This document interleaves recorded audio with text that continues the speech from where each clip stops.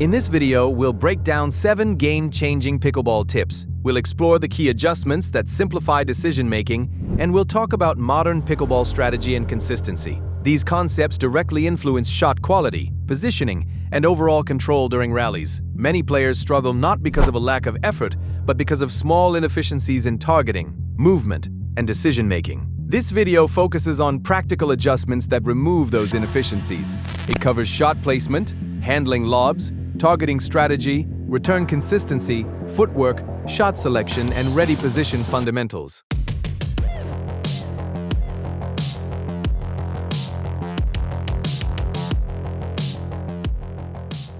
A consistent challenge in pickleball is controlling shot height. Players often hit too high, allowing opponents to attack easily, or too low, resulting in errors into the net. A simple adjustment eliminates this uncertainty by focusing on one target, the opponent's feet. This concept applies across multiple situations. In dink rallies, aiming toward the opponent's feet forces a decision. The opponent must either take the ball out of the air or step back and allow it to bounce. Both options introduce pressure and disrupt comfort. This area is often referred to as a pressurized zone, because it creates uncertainty for the opponent. The same principle applies to drop shots.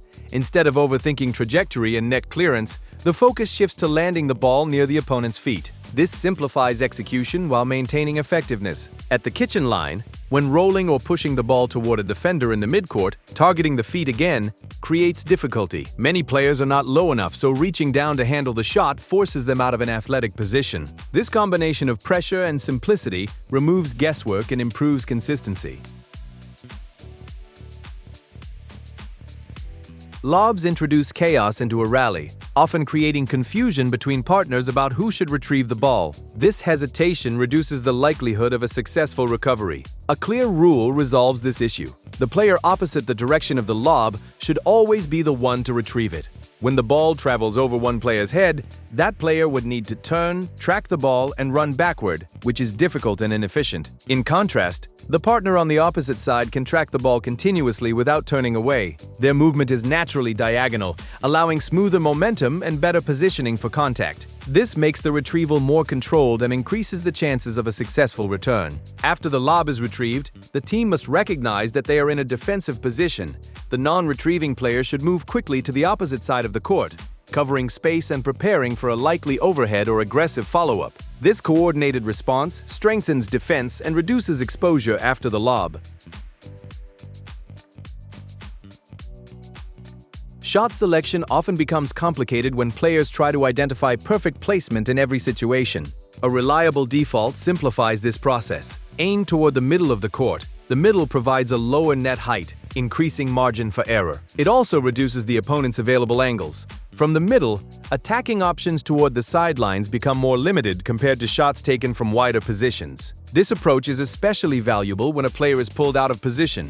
Instead of attempting a risky shot from a difficult angle, sending the ball back through the middle allows time to recover and reposition. It also reduces the pressure on a partner who might otherwise need to cover excessive space. While there are moments to target open areas or specific weaknesses, the middle serves as a consistent and effective default. It simplifies decision-making and maintains control of the rally.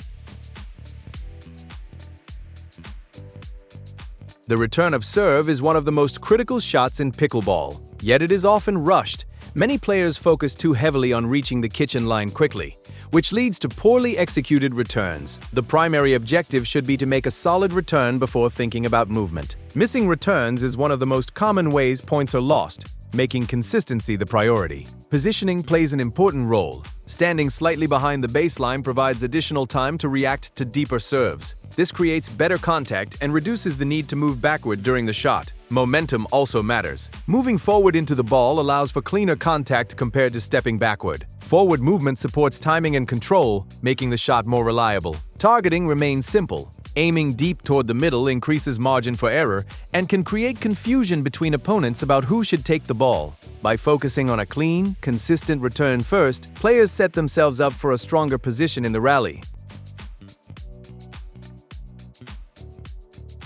Many errors occur not because of poor technique, but because of poor positioning and balance. When moving forward through the court, excessive momentum can lead to loss of control. Sprinting toward the kitchen line often results in unstable contact. especially when a ball is received mid-movement. The progression forward should be controlled rather than rushed. The split step is essential in managing this movement. As the opponent prepares to hit, the player should enter a balanced, athletic position with feet apart and knees bent. This allows immediate movement in any direction. Timing is critical. The split step must begin before the opponent makes contact, ensuring the player is stable at the moment the ball is struck. This prevents being caught in motion during the shot. Lateral movement at the kitchen line also requires balance. Instead of stepping across and becoming off balance, players should move in a way that maintains stability throughout the motion. This ensures better control during dinks and resets. Consistent, balanced footwork allows players to stay in control, react efficiently, and maintain stability across all phases of the rally.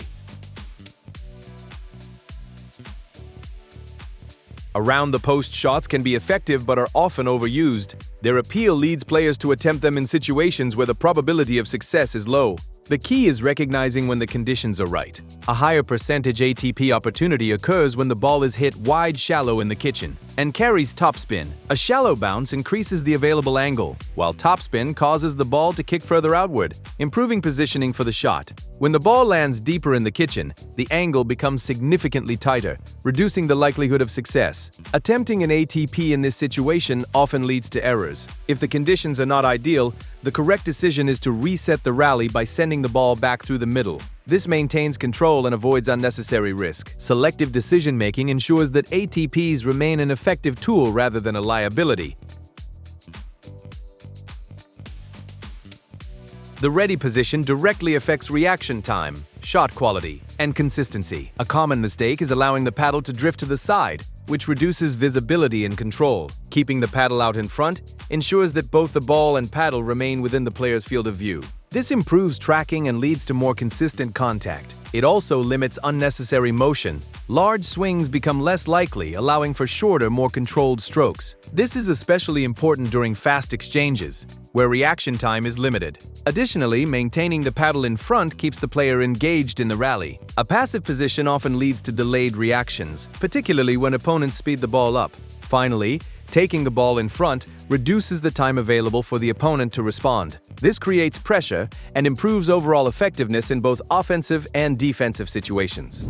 These 7 tips simplify key areas of pickleball that often create inconsistency. By focusing on clear targets, structured movement, and disciplined decision-making, players can reduce errors and improve control across all phases of the game. Each adjustment removes unnecessary complexity, allowing for more efficient execution under pressure. When applied consistently, these concepts lead to stronger positioning, better shot selection, and improved overall performance.